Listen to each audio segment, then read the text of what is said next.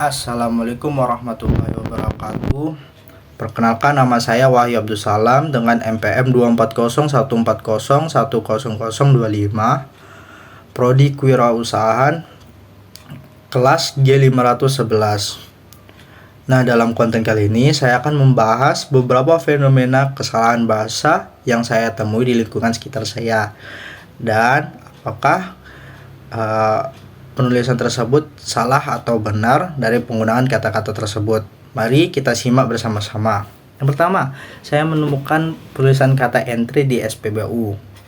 Memang sering dianggap sah di kalangan masyarakat. Namun, dalam bahasa Indonesia, kata ini merupakan serapan dari bahasa Inggris dan lebih tepat jika digantikan dengan istilah yang sesuai dengan kaidah bahasa Indonesia, seperti pintu masuk atau jalur masuk. Penggunaan kata entry bisa dipahami sebagai bentuk penyesuaian terhadap pengaruh globalisasi. Tetapi, dalam konteks bahasa Indonesia yang baku, penggunaan kata tersebut kurang tepat.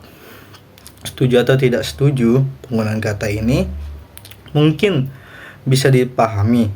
Namun, sebaiknya kita berusaha menggunakan kata yang lebih sesuai dengan ejaan yang baku agar tidak terciptanya kebingungan.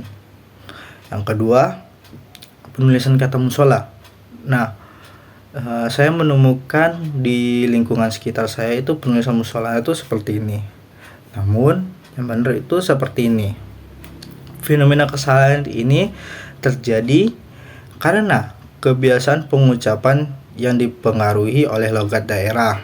Setuju atau tidak setuju, memang pada tingkat percakapan informal kita mungkin bisa lebih biasa menggunakan bahasa seperti ini. Tetapi dalam konteks penulisan resmi atau di media, penggunaan penulisan yang benar adalah hal yang penting untuk menjaga keseragaman dan pemahaman yang tepat. Yang ketiga, saya menemukan penulisan tempat wudhu yang kurang tepat seperti ini. Nah, yang benarnya itu seperti ini. Setuju atau tidak setujunya itu sama seperti yang sebelumnya.